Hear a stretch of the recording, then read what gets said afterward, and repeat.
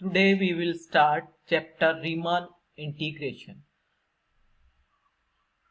Historically, the concept of integration came into existence as a mean of evaluating area under a curve. क्योंकि actually जो integration है उससे हम area under the curve find out करते हैं। तो इसकी दिशा में बहुत सारे मैथमेटिशियंस ने काम किया। इसमें मेन वर्क रहा रीमान का from 1826 to 1866, whose work was well known as Riemann theory of integration and which plays a fundamental role in analysis. तो अब इसके बेसिक कॉन्सेप्ट्स क्या क्या हैं उनके ऊपर आते हैं हम लोग। तो उसमें सबसे पहला कॉन्सेप्ट है पार्टीशन का। तो पार्टीशन क्या होता है, जैसा कि नाम से पता चल रहा है आपको, पार्टीशन कैसे करते हैं। मान लीजिए आपके पास कोई भी रूम है, उसका पार्टीशन करना है तो आप क्या करोगे, बीच में दीवारें खड़ी करोगे। अब हमें क्या करना है कि रियल नंबर्स के सेट का पार्टीशन करना है। तो real numbers means real line, क्योंकि सारे रियल नंबर्स एक लाइन पे लाई करते हैं -∞ टू +∞ तक। इसके अंदर मान लो कोई क्लोज इंटरवल है आपके पास ए बी, तो हम क्या करें कि इसी ए बी के अंदर अगर मैं ये पॉइंट्स बना लूं, ए को मैंने ले लिया x0, फिर x1, फिर x2, फिर xr-1, xr, ऐसे ही xn को मैंने ले लिया b। तो मैंने कितने पॉइंट्स ले लिए, x0 से लेके xn तक, n+1 पॉइंट्स ले लिए, एक के बाद एक है ये। तो उस केस में ये जो पॉइंट्स हैं वो इस इंटरवल को छोटे छोटे सब इंटरवल्स में पार्टीशन कर देंगे, इसीलिए इन पॉइंट्स को हम कहेंगे पार्टीशन। तो डेफिनेशन क्या है, basically let i equal to a to b be a finite closed interval, then by partition p of i we mean a finite ordered set. मतलब इसके अंदर ऑर्डर है, x0 के बाद x1 आ रहा है, फिर x2 आ रहा है, फिर x3 आ रहा है, फिर xr-1 आ रहा है, इस तरह से।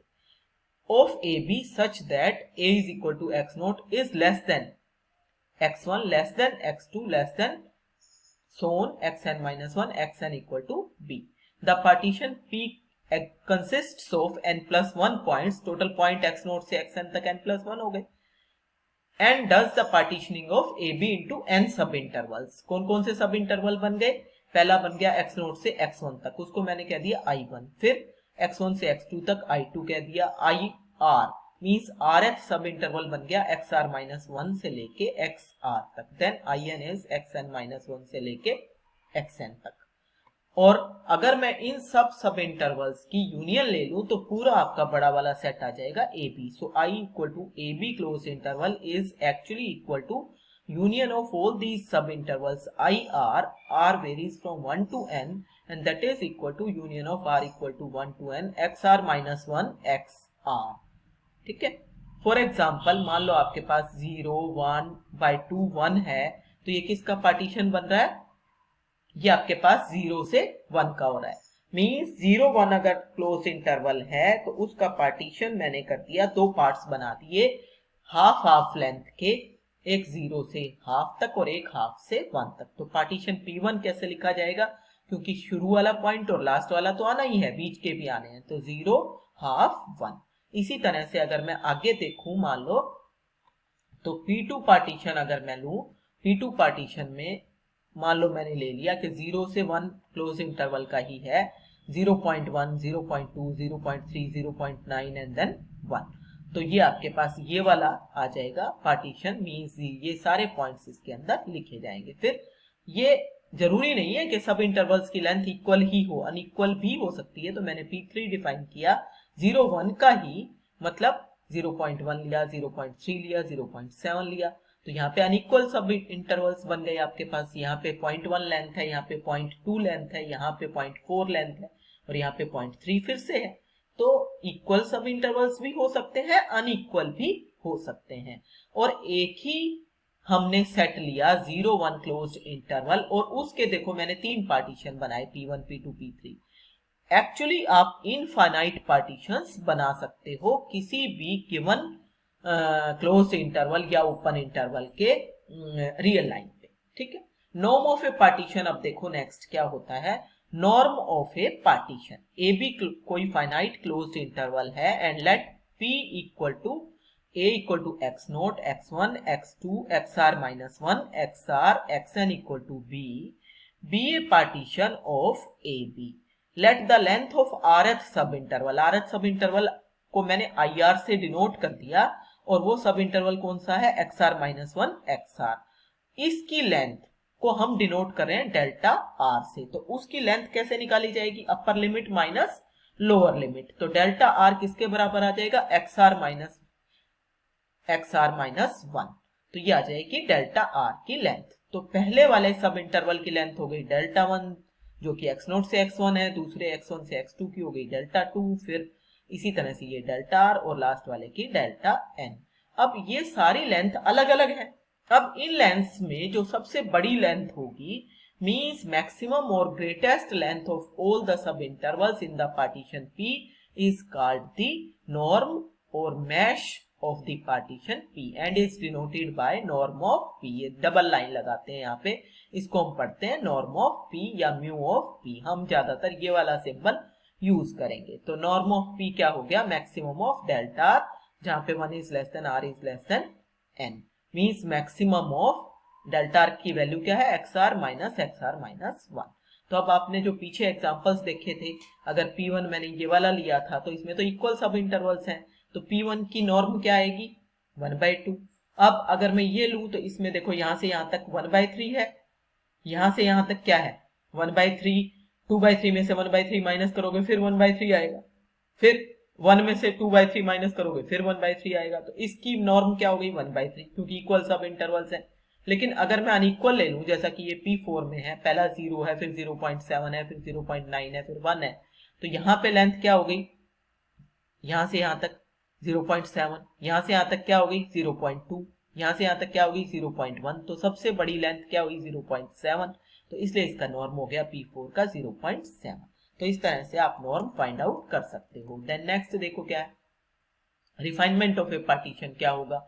Let P be a partition of AB, then any partition P dash is called a refinement of P if P dash is a superset of P, means every point of P is a point of P dash, means P is a subset of P dash, means P के जितने point है वो तो P dash में होने ही चाहिए, कुछ extra point हो सकते हैं. जैसे एग्जांपल यहाँ पे P आपने मान लो x1 x नोट x1 ऐसे करके और xn तक लिया है, तो P डैश में कम से कम एक पॉइंट ज्यादा लेना पड़ेगा, वो आप कहीं भी ले सकते हो. हमने ये जनरल इंटरवल XR में ले लिया XIR, बाकी सारे पॉइंट सेम है. अगर कोई भी पॉइंट यहाँ मिसिंग हो गया तो फिर ये रिफाइनमेंट नहीं बनेगा. जैसे कि एग्जांपल देखो, मान लो 1-3 कोई इंटरवल लिया आपने और ये मैंने पार्टीशन ले लिया 1, 1.5, 2 और 3. ठीक है, तो उस केस में अगर मेरे पास 1, 2, 3 एक पार्टीशन है तो उसका रिफाइनमेंट ये वाला हो गया ना, क्योंकि 1, 2, 3 यहां भी है और 1, 2, 3 यहां भी है और 1.5 यहां एक्स्ट्रा है. ठीक है, तो ये वाला इसकी रिफाइनमेंट बन गया. लेकिन अगर मैं 1, 2, 3 की रिफाइनमेंट ये बनेगी कि नहीं बनेगी? देखो यहाँ पे 1 है, इसमें पॉइंट तो ज्यादा है 1, 2, 3 से, इसमें 3 ही पॉइंट थे, इसमें आपके पास 6 पॉइंट है, लेकिन इसमें 2 तो नहीं है कहीं भी, तो 2 नहीं है तो ये रिफाइनमेंट नहीं बनेगी. रिफाइनमेंट बनने के लिए वो सारे पॉइंट तो जरूरी होने चाहिए, एक्स्ट्रा पॉइंट चाहे 1 हो, चाहे 2 हो, चाहे कितने भी हो. ठीक है, तो अगर P1 और P2 दो पार्टीशन होंगे A B के और P1 P2 दोनों उस केस में सबसेट बन जाते हैं P1 यूनियन P2 के, तो इसलिए हम P1 यूनियन P2, जिसको कि मैं P स्टार से डिनोट कर रही हूं, that is called the common refinement of P1 and P2. हम थ्योरम्स में बहुत ज्यादा यूज करने वाले हैं इस कॉमन रिफाइनमेंट को. Then upper and lower sums देखो क्या होते हैं. Let f be a real valued bounded function defined on a finite closed interval AB. Suppose P is equal to A, वही वाली पार्टीशन एज यूजुअल जैसे हम लेते हैं, B partition of AB. Evidently the function f is bounded on each sub interval xr minus 1 xr where r varies from 1 to n. मान लो अब small mr, देखो small mr हम क्या ले रहे हैं? GLB of the function f in rth सब interval xr minus 1 xr. GLB को रफ सेंस में आप छोटी वैल्यू ले सकते हो. किसकी छोटी वैल्यू? इंटरवल के पॉइंट्स की नहीं, इंटरवल के पॉइंट्स के ऊपर फंक्शन की जो वैल्यू आ रही है, उन फंक्शन की वैल्यूज में जो सबसे छोटी वैल्यू आपके पास आई है रफ सेंस में, दैट इज कॉल्ड जीएलबी, और उसको मैंने ले लिया स्मॉल एम आर। इसी तरह से कैपिटल एम आर मैंने क्या लिया है कि इस आर एच सब इंटरवल पे जो जो फंक्शन की वैल्यू आई, उन फंक्शन की वैल्यूज में जो सबसे बड़ी वैल्यू आ रही है, that is least upper bound. तो लीस्ट अपर बाउंड जो है वो हमने ले लिया कैपिटल एम आर।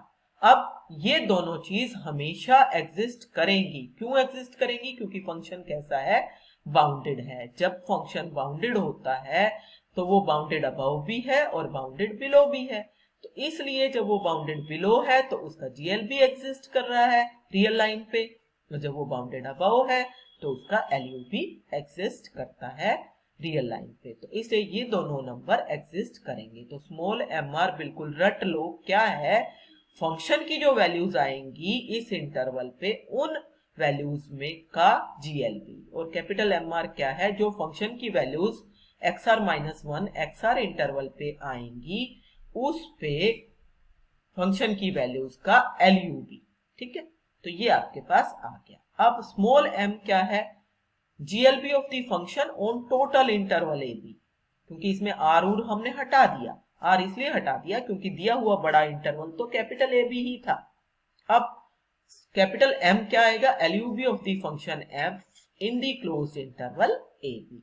अब हमेशा ही ये रिजल्ट आपके पास होता है कि अगर कोई भी आपने फंक्शन लिया तो उसमें बड़े वाले इंटरवल पे जो जीएलबी है वो हमेशा सबसे छोटा, फिर जो छोटा इंटरवल है, ये तो छोटे इंटरवल है ना, ये वाले तो सारे के सारे XR -1 XR जितने भी हैं, उनके ऊपर जो जीएलबी होगा वो उससे बड़ा, मीन्स लेस देन और equal to small m r. फिर फंक्शन की कोई भी वैल्यू हमेशा स्मॉल एम आर और कैपिटल एम आर के बीच में लाई करती है। देन कैपिटल एम आर तो इस इंटरवल के ऊपर है, छोटे इंटरवल के ऊपर, और ये पूरे बड़े इंटरवल पे है, so this is less than और इक्वल टू कैपिटल एम। तो ये इनइक्वालिटी अच्छे से रट लो, इसको आप ज्योमेट्रिकली देख भी सकते हो। मैंने यहाँ पे फिगर नहीं बनाई है, आप अपने आप से फिगर ड्रॉ करके देखो, छोटे छोटे इंटरवल और कोई भी फंक्शन ड्रॉ करो इंक्रीजिंग, तो आपको समझ आ जाएगा। देन दी सम्स हम इस तरह से डिफाइन करें, r equal to 1 to n small m r delta r, इसको खोलूंगी तो यही बनेगा ना, m1 delta 1 m2 delta 2 mn delta and capital M r delta r. ये वाली जो वैल्यू आपकी पहले आई, इसको मैं क्या कहूंगी, this is called the lower Riemann sum या लोअर सम। किसका लोअर सम, f का, corresponding to the partition p। ठीक है, और इसको हम किससे डिनोट करेंगे, LFP से। इसी तरह से ये जो है capital M r delta r, इसको मैं कहूंगी upper sum of the function f with respect to the partition p। और डिनोट कैसे करेंगे, मींस LFP आ गया और UFP आ गया। तो LFP क्या है, lower sum of the function f with respect to partition p, means r equal to 1 to n small m r delta r, और UFP क्या है, capital M r delta r, where r varies from 1 to n। तो ये सारी values आपके पास आएंगी। जैसे जैसे पार्टीशन बदलेगा ये सम भी बदल जाएंगे। समझने के लिए आप एक एग्जांपल देख सकते हो, compute LFP and UFP for the function f of x equal to x plus 1 x belonging to 1 3 and partition P1 2 3 लिया है। तो रिफाइनमेंट के लिए भी कैलकुलेट करना है, वो आप खुद करना। तो फंक्शन x प्लस 1 है तो 1 3 के ये पार्टीशन है, तो 1 2 3 पॉइंट्स हैं, तो कौन कौन से सब इंटरवल बने, 1 से 2 तक बना, 2 से 3 तक, दो सब इंटरवल आपके पास बन गए। तो दोनों सब इंटरवल्स पे आपको क्या निकालना है, आपको निकालना है दोनों सब इंटरवल पे फंक्शन का जीएलबी और एलयूबी। पहले m1 निकालो, पहले वाले सब इंटरवल पे GLB of the function f in the interval x0 x1। यहाँ पे x0 x1 क्या बना, 1 से लेके 2 तक।